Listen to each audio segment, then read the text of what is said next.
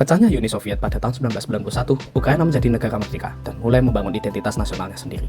Namun, hubungan historis dan kultural yang erat antara Rusia dan Ukraina tetap menjadi faktor penting dalam dinamika kawasan ini. Kedua negara memiliki banyak kesamaan budaya serta nilai-nilai sosial akibat sejarah panjang sebagai bagian dari kekaisaran Rusia hingga era Uni Soviet. Meski demikian, setelah kemerdekaan, Ukraina berupaya memperkuat jati dirinya sebagai bangsa yang terpisah dari pengaruh Moskow. Seiring waktu, kekhawatiran Rusia semakin meningkat ketika sejumlah negara bekas Uni Soviet seperti Estonia, Latvia, Lituania, dan Polandia bergabung dengan NATO. Potensi bergabungnya Ukraina ke aliansi tersebut dipandang sebagai ancaman langsung terhadap keamanan nasional Rusia, meskipun secara resmi status Ukraina masih netral. Ketegangan ini semakin memuncak saat terjadi revolusi Euromaidan pada tahun 2013-2014 di Kiev yang menuntut mundurnya Presiden Viktor Yanukovych karena dianggap terlalu pro-Rusia serta menolak kerjasama lebih erat dengan Eropa Barat. Setelah Yanukovych lengser, digantikan pemerintahan baru yang lebih pro-Barat. Puncaknya, Volodymyr Zelensky terpilih sebagai presiden pada tahun 2019. Situasi makin memburuk ketika pada Maret 2014 pasukan bersenjata tanpa tanda pengenal mengambil alih gedung parlemen Crimea lalu mengadakan referendum sepihak untuk mendukung aneksasi wilayah tersebut ke Federasi Rusia. Tak lama kemudian, muncul konflik bersenjata di wilayah timur Donbas dan Luhansk antara kelompok separatis pro-Rusia melawan pemerintah pusat Ukraina. Konflik ini diduga kuat mendapat dukungan militer langsung maupun tidak langsung dari Moskow. Puncaknya terjadi pada tanggal 24 Februari 2022 ketika Presiden Vladimir Putin memerintahkan invasi militer besar-besaran ke seluruh wilayah Ukraina dengan dalih operasi militer khusus. Konflik terbuka ini masih berlangsung hingga sekarang dan telah membawa dampak global sangat luas baik secara politik maupun ekonomi dunia. Dalam pandangan kami mendukung peran Indonesia yang ditunjukkan oleh Presiden Jokowi untuk menciptakan perdamaian abadi dan ikut melaksanakan ketertiban dunia merupakan langkah konstruktif yang seharusnya diambil sesuai amanat pembukaan alinea keempat Undang-Undang Dasar Negara Republik Indonesia tahun 1945. Meski demikian, kami berargumen bahwa Indonesia tidak dapat melangkah lebih jauh dalam konflik ini, sebab konflik ini menyangkut kepentingan negara dan politik tidak hanya Rusia Ukraina, namun juga NATO, AS, Cina, dan lain-lainnya dengan segala kompleksitasnya. Oleh sebab itu, kami pun berpesan kepada pemerintah Indonesia bahwa upaya diplomasi dan keaktifan politik internasional Indonesia dalam konflik ini harus difokuskan pada kepentingan nasional Indonesia yang menyangkut keamanan dan ketahanan pangan nasional yang terdampak dalam konflik ini. Upaya diplomasi ini juga seharusnya menekankan pada menjaga hubungan kerjasama konstruktif Indonesia dengan kedua negara, bukan untuk intervensi apalagi beraliansi dengan pihak manapun yang dapat mengurangi reputasi internasional Indonesia. Lalu seperti apa sebenarnya dampak nyata yang kita rasakan dari adanya perang ini? Ada beberapa sektor di Indonesia yang terdampak langsung dari perang Rusia-Ukraina. Pertama, tentunya perang seperti ini akan sangat berpengaruh terhadap situasi perekonomian. Menurut ekonom UGM, Bapak Edi Junasin, nilai tukar rupiah dengan dolar AS akan semakin melemah. Hal ini dikarenakan dolar AS akan menjadi tempat investasi yang paling aman dikala situasi sedang genting seperti ini, selayaknya komoditas investasi lain seperti emas.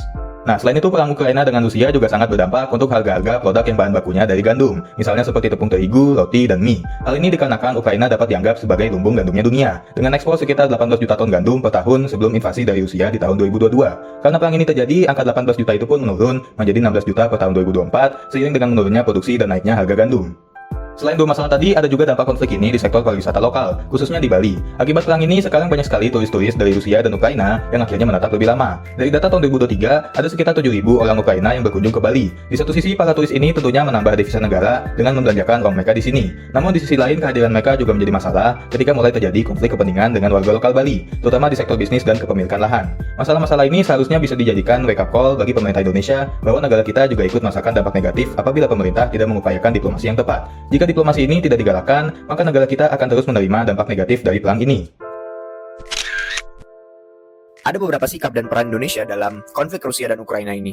Seperti yang kita tahu bahwa Indonesia menerapkan prinsip politik luar negeri bebas aktif yang didasarkan atas UU 37 tahun 99. Pertama, peran dan sikap Indonesia cenderung diplomatis dan pragmatis. Hal ini terlihat dari pertemuan Presiden Jokowi yang menjembatani Moskow dan Kiev. Setelah itu juga pada presidensi Indonesia G20 dan juga beberapa forum internasional, Prabowo mengungkapkan hal serupa.